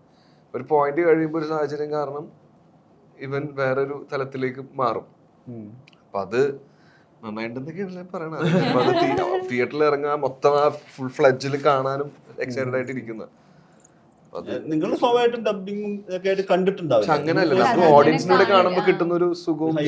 അല്ല, പിന്നെ ഇതും മറ്റേ സ്കോറും ബാക്കി SFX ഒക്കെ വന്ന് നമ്മളുള്ളത് കംപ്ലീറ്റ് ആയിട്ട് നമ്മൾ ഡബിന് കാണുമ്പോൾ മറ്റേ നമ്മള് റിപ്പീറ്റ് പിന്നെ പിന്നെ പോയി നമുക്ക് കണക്ഷൻ റെക്കോർഡ് വേറെ എക്സ്ട്രാ ആ ഒരു കംപ്ലീറ്റ്നെസ് കിട്ടില്ലല്ലോ. ഞാൻ അങ്ങനെ ഒരു പ്രീ തിയേറ്റർ ജഡ്ജ്മെന്റ് കിട്ടാറുണ്ടോ സിനിമയുടെ കാര്യത്തിൽ? ജഡ്ജ്മെന്റ് കണ്ടു കഴിഞ്ഞാൽ ചിലതൊക്കെ എനിക്ക് ഭയങ്കര അടിപൊളിയാണെന്ന് തോന്നുന്നു, പക്ഷെ അത് അടിപൊളിയായിരിക്കില്ല വരുന്ന സമയത്ത്. അതെന്താണെന്നറിയില്ല. പക്ഷെ ഈ പറഞ്ഞ പോലെ എനിക്കും നമ്മൾ ചെയ്തൊരു വർക്ക് എന്നുള്ള ഒന്നാമത് നമ്മൾ ജഡ്ജ്മെന്റിലായിരിക്കും. ഈ പറഞ്ഞ പോലെ കണ്ട് ആ ഒരു ജഡ്ജ്മെന്റ് പോകും. പിന്നെ തിയേറ്ററിൽ ഈ പറഞ്ഞ പോലെ ഫസ്റ്റ് ഡേ ആ പ്രേമിലൊക്കെ കണ്ടപ്പോഴാണ് ശരിക്കും ആദ്യത്തെ പത്രോസിന്റെ പടപ്പോൾ എന്നുള്ള പടം ഭയങ്കര പ്രതീക്ഷയായിരുന്നു എനിക്ക്. ഞങ്ങൾക്ക് എല്ലാവർക്കും ഭയങ്കര പ്രതീക്ഷയായിരുന്നു, ഉറപ്പായിട്ട് ഹിറ്റ് അടിക്കും. പക്ഷെ ആ ഒരു അത്രയും റെസ്പോൺസ് കിട്ടിയില്ല. ആ സമയത്ത് ഞാനൊക്കെ ഭയങ്കരമായിട്ട് ശരിക്കും മാനസികമായിട്ട് തകർന്നിട്ടുണ്ട്. കാരണം നമ്മുടെ ഒക്കെ കരിയർ സെറ്റ് ആയി എന്നൊക്കെ വിചാരിച്ചിരിക്കുന്നിടത്തുനിന്ന് വീണ്ടും നമ്മൾ തിരിച്ച് തിരിച്ച് യൂട്യൂബ് സ്പേസിലോട്ട് തന്നെ പോയി വീണ്ടും അടുത്ത പരിപാടി നോക്കാം എന്നുള്ള ലൈനൊക്കെ നിൽക്കുന്നു. അപ്പോൾ പ്രേമലു ഞാൻ അതുകൊണ്ട് തന്നെ ഒരു മിഡ് റേഞ്ചിലാണ് നിന്നത്. എന്ന് വെച്ചാൽ ഞാനൊരു പോർട്ട്ഫോളിയോ ഉണ്ടാക്കി വെച്ചിട്ടുണ്ടായിരുന്നു ആ സമയത്ത് തന്നെ. ഡയറക്ടേഴ്സിനൊക്കെ അയക്കാൻ വേണ്ടിയിട്ട് ഇന്ന പടങ്ങൾ വർക്ക് ചെയ്തിട്ടുണ്ട്, യൂട്യൂബ് ചെയ്തിട്ടുണ്ട്. അപ്പോൾ അതിൽ ഞാൻ കണ്ട ഒരു മെയിൻ ഫാക്ടർ എന്ന് പറയുന്നത് ഭാവന സ്റ്റുഡിയോസ് പ്രൊഡ്യൂസ് ചെയ്ത ഒരു പടം ഗിരീഷ് ഷെട്ടി ഡയറക്ട് ചെയ്ത പടത്തിൽ ഞാൻ അഭിനയിച്ചിട്ടുണ്ട് എന്ന് വെക്കാം എന്നുള്ള ഫാക്ടറാണ് ഞാൻ പ്രേമലുവിൽ കണ്ടിരുന്നത്. പടം ഹിറ്റ് ഓർ മിസ് ആയിക്കോട്ടെ എന്ന്. പക്ഷെ അത് അതിനൊക്കെ മേലെ പോയി, തെലുങ്കിലാക്കി. അപ്പൊ അത് ഈ പറഞ്ഞ പോലെ ആ ഒരു ഓഡിയൻസിന്റെ കൂടെ കാണുമ്പോൾ കിട്ടുന്ന ഒരു സുഖം പ്രേമലൂല് ശരിക്കും ഭയങ്കരമായിട്ട് നമ്മളൊക്കെ ഇമോഷണൽ ആയിട്ട് എല്ലാവരും കരച്ചിലായിരുന്നു ശരിക്കും. ഫസ്റ്റ് വനിതാ വിനിത ഷോ കഴിഞ്ഞു ആളുകൾ ചിരിക്കുന്ന ആളുകൾ ചിരിക്കുന്നുണ്ട്, നമ്മുടെ കണ്ണിൽ നിന്ന് വെള്ളം വരുന്ന അവസ്ഥ. പക്ഷെ അത് പ്രേമലു ശരിക്കും നോക്കി കഴിഞ്ഞാൽ പ്രേമലു എല്ലാവർക്കും തന്ന ഇമ്പാക്ട് ഭയങ്കര ഹെവിയാണ്. ഇപ്പം നമ്മള് ഈ അരുൺ ഈ പടത്തിന്റെ കാര്യത്തിൽ പോലും പ്രേമലുവിനെ കണക്ട് ചെയ്യുന്നത് ആളുകൾ ത്രൂ ഔട്ട് ഒരു എന്റർടൈനർ എക്സ്പെക്ട് ചെയ്യുന്നു, അല്ലെങ്കിൽ ഒരു റോംകോൺ എക്സ്പെക്ട് ചെയ്യുന്നു എന്നുള്ളൊരു സംഗതി ഇല്ല അല്ലെ? സംഗീതത്തിനൊക്കെ അങ്ങനെ ഒരു ഇപ്പം അമൽ ഡേവിസ് എന്ന് പറഞ്ഞു കഴിഞ്ഞാൽ കുറെ കാലത്തേക്കുള്ള ഒരു ഇൻവെസ്റ്റ്മെന്റ് ആയിട്ടല്ല. അത് ആക്ച്വലി തണ്ണീർമത്തൻ മുതലുണ്ട്. കുറെ കാലമായിട്ട് ആരും സംസാരിക്കാതിരുന്ന ഒരു ഏജ് ഗ്രൂപ്പിനെ ഒരു സിനിമ വന്നു കഴിഞ്ഞപ്പോ അത് ഭയങ്കര ഫ്രഷ് ആയി അങ്ങനെ ഗ്രൂപ്പിനെ കുറിച്ച് അവരുടെ ഫീലിങ്സിനെ കുറിച്ച് സിനിമകൾ വന്നു കഴിഞ്ഞപ്പോ പിന്നെ അത്തരം സിനിമകൾക്ക് ഭയങ്കര സ്പേസ് വന്നു. അങ്ങനെ ഒരുപാട് ആർട്ടിസ്റ്റുകൾ വീണ്ടും മലയാളത്തിലേക്ക് വന്നു. അവിടെ അതിന്റെ ഗിരീഷയുടെ അടുത്ത അപ്ഗ്രേഡ് എന്നുള്ള രീതിയിലാണ് പ്രേമലു എന്നുള്ള സിനിമ റോംകോം കുറഞ്ഞ കുറെ കാലമായിട്ട് മലയാളത്തിൽ അങ്ങനെ പാളിക്കൊണ്ടിരിക്കുന്ന ഒരു ഏരിയ ആയിരുന്നു ആ ഏരിയ. അതില് വീണ്ടും വന്ന് അതിന് ഇത്രയും സ്കോപ്പ് ഉണ്ട്. അതിന് നമുക്ക് ഈ പറയുന്ന ബോർഡേഴ്സ് ബ്രേക്ക് ചെയ്യാനുള്ള സ്കില്ല്, അത്രയും ചെറിയ സിനിമയ്ക്കും ബോർഡേഴ്സ് ബ്രേക്ക് ചെയ്യാനുള്ള സ്കില്ല് ഉണ്ടെന്നൊക്കെ പറയുമ്പോൾ ശരിക്കും സിനിമാക്കാർക്ക് ഒരു ഊർജ്ജം കൊടുക്കുന്ന പരിപാടി തന്നെയാണ്. അത് നമുക്കും ആ ഊർജ്ജം സ്വാഭാവികമായിട്ട് കിട്ടും. ഈ ഞാൻ ചോദിക്കുന്നത് ഇപ്പം അർജുൻ ആണെങ്കിലും മാത്യു ആണെങ്കിലും ഇപ്പൊ ഏജ് ഗ്രൂപ്പ് എന്ന് പറയുന്ന സമയത്ത് നിങ്ങളൊരു സ്പെസിഫിക് ഏജ് ഗ്രൂപ്പ് പടങ്ങളാണല്ലോ ശരിക്കും ചെയ്യുന്നത്. അപ്പോൾ അർജുനോട് ആദ്യം ചോദിക്കാനുള്ളത്, ഇപ്പൊ അത് ആ സെലക്ഷൻ പ്രോസസ് എന്ന് പറയുന്ന സമയത്ത് നിങ്ങൾ ഏത് തരം കൺസിഡറേഷൻ, ഒരു വിവാഹിതനായ നായകൻ, മറ്റേ സ്കൂളിൽ കോളേജിൽ പഠിക്കുന്ന നായകൻ, സ്കൂളിൽ ഫ്ലാഷ് ബാക്കുള്ള നായകൻ, ഇങ്ങനെ ഒരു സാധനം വരുമല്ലോ. ചിലപ്പോൾ നിങ്ങളുടെ സക്സസിനെ റിപ്പീറ്റ് ചെയ്യാനാണല്ലോ ആളുകൾ ഡിമാൻഡ് ചെയ്യുക. എന്താണ് ഇപ്പം ഈ പടത്തിന്റെ കാര്യത്തിൽ ഇതിലൊരു വലിയ എൻ്റെ സ്റ്റോറി വേൾഡ് ആയിരിക്കാം അട്രാക്ട് ചെയ്യുന്നത്. അതർവൈസ് ക്യാരക്ടറിലേക്ക് വരുമ്പോൾ നിങ്ങളിലേക്ക് എപ്പോഴും ആ ഏജ് ഗ്രൂപ്പിനെ കണക്ട് ചെയ്താണല്ലോ അർജുൻ്റെ അടുത്തേക്ക് വരുന്നത്. തീർച്ചയായിട്ടും ഏജ് നോക്കണമല്ലോ, അല്ലെങ്കിൽ ഇപ്പൊ കോളേജൊക്കെ ഇനി പിടിക്കാന്ന് കോമഡി അപ്പൊ അല്ലെങ്കിൽ അത്രയും വർക്ക് ചെയ്ത് അത്രയും ബോഡിയൊക്കെ ട്രിം ചെയ്ത് നമ്മൾ ഫിസിക്കലി ആൾക്കാരെ അത് വിശ്വസിപ്പിക്കുന്ന രീതിയിലേക്ക് കൊണ്ടുപോയി കഴിഞ്ഞാൽ മാത്രമേ ആ ക്യാരക്ടർ ചെയ്തിട്ട് കാര്യമില്ല. തടിയൊക്കെ വെച്ച് ഒക്കെ ആയിട്ട് നമ്മള് അപ്പോൾ ആദ്യം നമുക്ക് അത് അക്സെപ്റ്റ് ചെയ്യാൻ പറ്റുന്നുണ്ടോ, നമുക്ക് ചെയ്ത് ഫലിപ്പിക്കാൻ പറ്റുമോ, അല്ലെങ്കിൽ നമുക്ക് ആ ഒരു 100% ട്രൂത്തോടെ ചെയ്യാൻ പറ്റുന്നുണ്ടോ എന്ന് നോക്കും. പിന്നെ റിപ്പീറ്റ് ചെയ്യാത്ത ക്യാരക്ടേഴ്സ് നോക്കും. പിന്നെ ഒരു കഥ കേട്ട് കഴിയുമ്പോൾ എനിക്ക് തിയേറ്ററിൽ പോയി ആ പടം കണ്ടാൽ ഇഷ്ടപ്പെടും എന്നുള്ള കാര്യങ്ങൾ അതൊരു ക്രൈറ്റീരിയ ആയിട്ട് നോക്കും. പിന്നെ ബേസിക്കലി റിപ്പീറ്റ് ചെയ്യാണ്ട് ചെയ്യുക. പിന്നെ എനിക്ക് പേഴ്സണലി ആ ക്യാരക്ടർ ചെയ്യാൻ ഇഷ്ടപ്പെടുത്തുന്നുണ്ടോ, മൊത്തം എല്ലാം ഒത്തു തന്നെ, ക്രൂ, കഥ എല്ലാം ഒത്തു വന്നാൽ മാത്രമേ പടം നമുക്ക് ചെയ്യാല്ലേ. ക്യാരക്ടർ മാത്രം നോക്കി ചെയ്ത് കഴിഞ്ഞാൽ അറിയില്ല. മാത്യുവിന്റെ കാര്യത്തിൽ എന്ന് വെച്ചാൽ മാത്യുവിന്റെ ഈ പുതിയ ലുക്ക്, പിരിപ്പുള്ള ലുക്ക് കണ്ടപ്പോൾ ചെക്കൻ വലുതായി. സ്ക്രീൻ പ്രസൻസിൽ നിന്ന് അടുത്തൊരു നോക്കൂ, അടുത്തൊരു ഏജ് ഗ്രൂപ്പിലേക്ക് ഇതായി എന്നുള്ള രീതിയിലാണല്ലോ കാണുക. എന്താണ് ഒരു ആ ഫീഡ്ബാക്ക് എന്ന് പറയുന്നത്? കഥ വരുന്നത് മാറിയോ? ആളുകൾ സബ്ജക്റ്റായി വരുന്നതിലൊക്കെ പ്രായത്തിൽ വ്യത്യാസം വരും തുടങ്ങിയോ? അല്ല, തണ്ണീർമത്തിനൊക്കെ ഇറങ്ങിക്കഴിഞ്ഞ എനിക്ക് തോന്നുന്നൊരു കോവിഡ് കഴിഞ്ഞും ഒരു 3 years 4 കണ്ടിന്യൂസ് 6 years ആവും ഈ ജൂലൈ ഓഗസ്റ്റ്. അപ്പോൾ എനിക്ക് തോന്നുന്നത് അപ്പോൾ ഒരു ലാസ്റ്റ് ഒരു 3-4 തണ്ണീർമത്തം കഴിഞ്ഞിട്ട് ഒരു 3-4 years കണ്ടിന്യൂസ് വന്ന് മെജോറിറ്റി സ്ക്രിപ്റ്റും +1 +2 ഒക്കെ ആയിരുന്നു. പക്ഷെ ഇപ്പൊ ഈ അടുത്തായിട്ട് അതൊക്കെ ഒന്ന് കുറഞ്ഞു തുടങ്ങി. കുടുംബസ്ഥരല്ല, ഞാനിതിന്റെ ഓപ്പോസിറ്റ് ആലോചിക്കായിരുന്നു. എനിക്ക് പ്രേമലു കഴിഞ്ഞപ്പോ 35 വയസ്സുകാരന്റെ റോളും 38 മക്കളുള്ള റോളൊക്കെ വന്നിട്ടുണ്ടായിരുന്നു. എന്നിട്ട് അവര് കുഴപ്പമില്ല, അത് കൺവിൻസ് ആക്കി ആക്കാം നമുക്ക്. പക്ഷെ ഇപ്പൊ ഒരു 20 to 26 ബിറ്റ്വീൻ ആണ് അങ്ങനത്തെ ക്യാരക്ടേഴ്സ് ഒക്കെ. ശരിക്കും അത്രയും പ്രായം ഉണ്ടെങ്കിലും റിയലിസ്റ്റിക് ഏജില് ചെറുപ്പത്തിലെ സിനിമയിൽ വരുന്നവർക്ക് അങ്ങനെ ഒരു പ്രശ്നമുണ്ട്. ആൾക്കാർ അവരുടെ വളർച്ച കാണില്ല.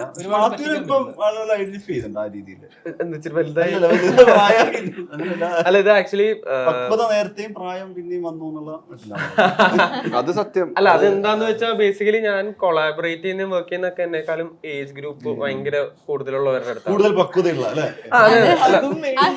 അതെന്നോട് അല്ല അപ്പൊ ഞാൻ എന്റെയും എഡിജയുടെയും കേസെടുത്ത എഡിജയ്ക്ക് പ്രായം പറയുന്നില്ല, എന്നെക്കാളും കുറച്ച് പ്രായമുണ്ട്. രണ്ട് ജനറേഷനിൽ നിൽക്കുന്നവരാ. അപ്പൊ ഞങ്ങൾ അല്ല ഞാൻ പറഞ്ഞു ഒരു വിധത്തിൽ അല്ല, പക്ഷെ ഇതിന്റെ ഗിവ് ആൻഡ് ടേക്ക് എന്താന്ന് വെച്ചാ ഈ ആ മെച്യൂരിറ്റി എനിക്കും ക്യാപ്ചർ ചെയ്യാൻ പറ്റുന്നുണ്ട്, എന്റെ ഒരു പ്ലേഫുൾനെസ് അവർക്കും കിട്ടുന്നുണ്ട്. അപ്പൊ അങ്ങനെ ഒരു നല്ലതാ. അതൊരു 80 കിഡ് വന്നിട്ടാണ് ഒരു ജെൻസിയായ എന്നെ പടം. സത്യം പറഞ്ഞ ഇതിൽ എനിക്ക് ജെൻസി ടേംസ് ഒന്നും അറിയില്ല. എഡിജി ഇത് ജെൻസി ആവുന്ന കുറച്ചുകൂടെ എന്ന് പറയുന്നത്. അല്ല ഇത് സംഗീത് പറഞ്ഞുകൊണ്ട് ചോദിച്ചാണ്, ഇതൊരു നമ്മുടെ ഭയങ്കര കൺസേൺ ആയി വരുമല്ലോ. ഈ നേരത്തെ ഞാൻ പറഞ്ഞ സെയിം സംഗതി ഉണ്ടല്ലോ, നമ്മള് ഒരു ക്യാരക്ടറിന്റെ അച്ചിലേക്ക് വന്നിട്ട് ഈ ഒരു ഏജ് ഗ്രൂപ്പാണ് നമ്മുടെ വരുന്നത് എന്നുള്ളത് നമ്മളും കൺഫ്യൂസ്ഡ് ആവും. നമ്മുടെ അടുത്തേക്ക് വരുന്ന ഫിലിം മേക്കർ അങ്ങനെ കൺഫ്യൂസ് ചെയ്യിക്കുന്നുണ്ടോ? ഇപ്പൊ വരുന്ന റോളുകളുടെ അവസ്ഥ? എനിക്കിപ്പോ കൺഫ്യൂഷൻ അധികമില്ല. ഞാൻ തെരഞ്ഞെടുക്കുന്ന ക്യാരക്ടേഴ്സ് ഞാൻ ഒന്നാമത്തെ എന്റെ ഒരു ഫിസിക്കിന് ആൾക്കാർക്ക് ബിലീവബിൾ ആവണം. സ്ക്രീനിൽ എത്തുമ്പോ ഞാൻ മറ്റേ 10 വയസ്സുള്ള കുട്ടിയുടെ അച്ഛനായിട്ട് വന്നു കഴിഞ്ഞാൽ ഞാൻ തന്നെ തിയേറ്ററിൽ നിന്ന് ഇറങ്ങും ഫസ്റ്റ് സീൻ കഴിയുമ്പോ എന്ന് എനിക്കറിയാം. അപ്പൊ എനിക്ക് കുറച്ചും കൂടി കൺവിൻസിങ് ആവണം സ്ക്രീനിൽ എന്നെ കാണുമ്പോൾ എന്നുള്ളത് ഞാൻ ഫസ്റ്റ് നോക്കാറുള്ളത്. അപ്പോ അവർക്ക് പക്ഷെ അങ്ങനത്തെ ബാധ്യത, അവർക്ക് പടം നടന്നാൽ മതി എങ്ങനെയാണ് എനിക്ക് തോന്നുന്നു. വളരെ ഏജ്ഡ് ആയിട്ടുള്ള ആക്ടേഴ്സ് ഒക്കെ കഴിഞ്ഞ ഞാൻ പ്ലാൻജയുടെ ഷമീർക്കയുടെ കൂടെ വർക്ക് ചെയ്യും. അവിടെ കഥകളൊക്കെ കേട്ടിട്ടുണ്ട്. ഞാൻ 5-6 വർഷം മുമ്പ് കേട്ട കഥകൾ ഇപ്പൊ എനിക്ക് വരുന്നുണ്ട്. അപ്പൊ അതിന്റേതായിട്ടുള്ള വ്യത്യാസങ്ങൾ എനിക്ക് നേരെ തിരിച്ചാണ് കേട്ടോ. എനിക്ക് എന്റെ പ്രായത്തിലുള്ള ക്യാരക്ടേഴ്സ് അല്ല കിട്ടുന്നത്. എനിക്ക് ഒരു 28-30 വയസ്സുള്ള ക്യാരക്ടേഴ്സ് ആണ്. എന്നെ ഫീനിക്സ് എന്നുള്ള പടത്തിൽ മിഥുൻ ചേട്ടൻ വിളിച്ചിട്ട് ഒരു ക്യാരക്ടർ ഉണ്ടെന്ന് പറഞ്ഞു. എന്നിട്ട് എന്നോട് ചോദിച്ചു എത്ര ഏജ് ഉണ്ടോ ചോദിച്ചത്. ഞാൻ എന്റെ ഏജ് പറഞ്ഞു. പക്ഷെ ആ ക്യാരക്ടറിന്റെ ഏജ് അത്രയും തോന്നിക്കും, പക്ഷെ നിന്നെ കണ്ട അത്രയും തോന്നിക്കുന്നില്ല, എങ്ങനെ, അതുകൊണ്ട് നമുക്കത് ശരിയാവില്ല എന്ന് പറഞ്ഞിട്ട് പോയിട്ടുണ്ട്. പ്രായം കുറവ് തോന്നിക്കുന്നു പറഞ്ഞു. മഹിമയാണെങ്കിലും നേരത്തെ ഒരു കുറച്ചൊരു ഓവർ ദ ടോപ്പ് അല്ലെങ്കിൽ വിയേർഡ് ക്യാരക്ടർ 1-2 ക്ലിക്ക് ആയാല് പിന്നെ വരുന്നത് ഇതാണ്ട് അതേ അച്ചിൽ വരുന്നത് പോലത്തെ ഒരു പ്രശ്നമുണ്ടോ? അല്ലെങ്കിൽ ബ്രേക്ക് ചെയ്യാനാണല്ലോ. എനിക്കിപ്പോ മാത്യു പറഞ്ഞ പോലെ ഞാൻ തമിഴിൽ ആദ്യം ചെയ്യുന്ന സിനിമ 12th പഠിക്കുന്ന ഒരു കുട്ടിയായിട്ടാണ് എന്റെ ആദ്യത്തെ സിനിമ, ഹീറോനായി ചെയ്യുന്ന സിനിമ. എനിക്ക് തോന്നുന്നു ഒരു 2 വർഷത്തോളം എനിക്ക് വന്ന പ്രോജക്ട്സ് ഒക്കെ സ്കൂളിൽ പഠിക്കാൻ വെച്ച് 2 സൈഡിലും മുടിയൊക്കെ കെട്ടി എണ്ണയൊക്കെ തേച്ച് അങ്ങനെ നടക്കുന്നതായിരുന്നു. പിന്നെ അതിന് ശേഷമാണ് ഞാൻ 1 വർഷം ബ്രേക്ക് എടുത്ത് അതൊന്ന് ബ്രേക്ക് ചെയ്യണം എന്ന് വിചാരിച്ചിട്ടാണ് പിന്നെ പ്രോപ്പർ ഹീറോയിൻ ആയിട്ടുള്ള ഇതിലോട്ട് മാറിയത്. അപ്പം അതുണ്ട്, നമ്മൾ ഒരു കൈൻഡ് ഓഫ് ക്യാരക്ടർ ചെയ്തുകൊണ്ടിരിക്കുമ്പോൾ ഇതിൽ ഓക്കെ ആയിരിക്കും എന്നുള്ള രീതിയിൽ പോകും. അപ്പം നമ്മൾ ആസ് ആൻ ആക്ടർ നമ്മൾ അത് ബ്രേക്ക് ചെയ്ത് അല്ലെങ്കിൽ വെറൈറ്റി കൊണ്ടുവരിക എന്നുള്ളതാണ്. അതൊരു ചാലഞ്ചും കൂടിയാണ്, കാരണം നല്ല സബ്ജക്റ്റും വരണമല്ലോ. നമ്മളിപ്പോൾ ചെയ്യണമെന്ന് വിചാരിച്ച് എന്തെങ്കിലും ഒന്നും ചെയ്താൽ പറ്റില്ലല്ലോ. അപ്പം അതെല്ലാ ആക്ടേഴ്സിനെ സംബന്ധിച്ചിടത്തോളം എല്ലാവർക്കും, പിന്നെ എല്ലാ ആക്ടേഴ്സിനും അവരുടേതായ ഒരു കംഫർട്ട് സോൺ ഉണ്ടാവും. ഇപ്പം ചില ആൾക്കാർക്ക് ഇന്ന ക്യാരക്ടർ ചെയ്യുമ്പോൾ കുറച്ചുകൂടി ഒരു കംഫർട്ട് ഉണ്ടാവും, അപ്പം നമുക്ക് അതിനോടൊരു ചായ്വ് ഉണ്ടാവും. അപ്പം അതൊക്കെ നമ്മൾ നോക്കിയും കണ്ടും ചെയ്യുക എന്നുള്ളതേ ഉള്ളൂ.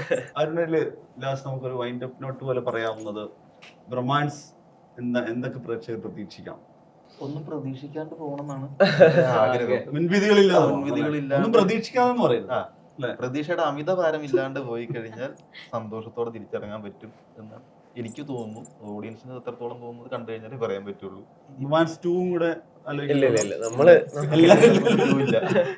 പേടിക്കണ്ട, ലാസ്റ്റ് എഴുതി വരില്ല. റൊമാൻസ് 2 ഇല്ല.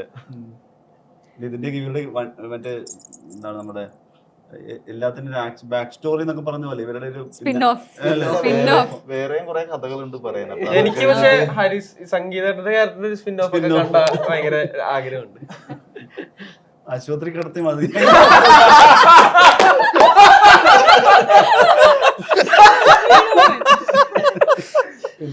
ഒന്ന് സ്പിൻ ചെയ്ത് വേണമെന്ന് പറഞ്ഞിരുന്നു, തുടക്കത്തിൽ വേണമെന്ന് പറഞ്ഞിരുന്നത് സംഗീതം തന്നെയായിരുന്നു.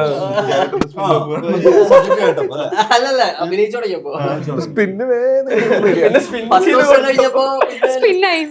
പെട്ടെന്ന് തീർക്കണ്ടേ ബാബാ. Thank you. Thank U.